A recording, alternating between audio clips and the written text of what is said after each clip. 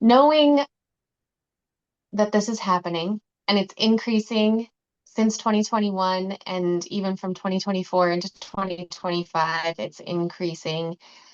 Do you have any thoughts for what the average historical romance reader in the US can do to help fight back against library defunding or book banning in general? Yeah, absolutely. Well, firstly, I would like to say that I am very ticked off. I left these people, and how dare they come after me? Like, I am so angry when I think about how hard I worked to get away. And I thought, oh, these are just like fringe crazy people, right? Like, I left. It's a cult. By definition, a cult is insular and doesn't spread, right? And so I'm just really ticked off. They're not allowed to follow me. And it just makes me very angry that they did. But as for what an average reader can do, well, one, an author can join Authors Against Book Bans and an illustrator, and I think editors as well. And so I highly recommend that. For your average reader, what I would say is learn what's going on specifically in your community. A lot of times there's nonprofits or groups called, Friends of your local library. Join that, and you can be in the loop on whatever difficulties the library is facing, especially considering a lot of the federal funding that has they're trying to strip through the IMLS grants. You can learn more about like how that's going to impact your specific local library and what you can do to help kind of fill in that gap, whether it's, volunteering shifts or whether it's running a donation opportunity to keep the libraries fully funded, whether it's being aware to spread the issues to other people. For schools, I would just be more involved and learn about what the school library is facing.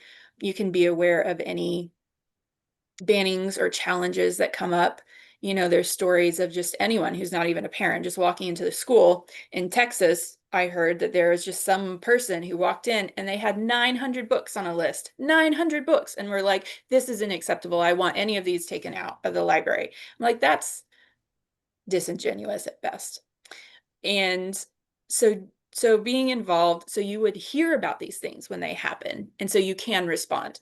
You could talk to the school administration about creating a form or something of, if you want to challenge this book, fill out this form, and you have to fill out this form for every single book you want to challenge. No one's going to fill out 900 forms. That would discourage it. Even potentially running for school board, right? Because a lot of these decisions are made, a lot of the official bans are made at the school board level where there's a vote and everyone can go in and say their piece. So actually running for school board, I just think there's a lot of opportunities, whether it's your school library, your public library, getting to know librarians. One thing our group did last month was we did a postcard party, which is actually, from what I've heard from people, actually really effective and really makes a difference of just everyone getting together, writing a postcard to libraries and just saying like, hey, we see what you're doing, we see what you're up against, we really appreciate you. Thanks for everything.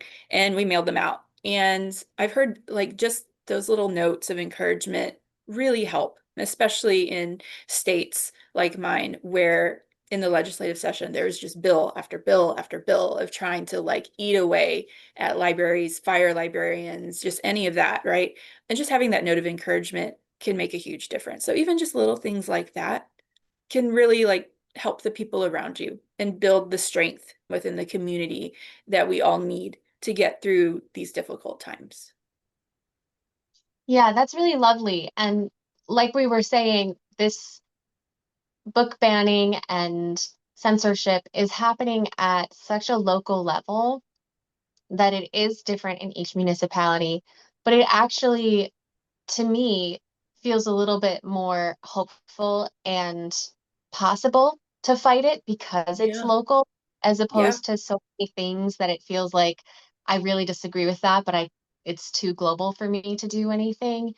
You in your community have a huge voice and you matter, and you and your friend who's a reader, you can team up and see what you can do. And I really want to plug everylibrary.org, which is a great place to get started. They support local library efforts. So you sign up and you tell them where you are, and it will plug you in so you know like if there's already a group that's fighting for your library or if there's some action going on. And they also send news updates. And so throughout this year, ever since I joined, every month or so, I get some local news update from every library about a library that was under threat and because of the community pushed back and defended the library. So I agree. Please pay attention to what's going on in your city, county, state, and get involved.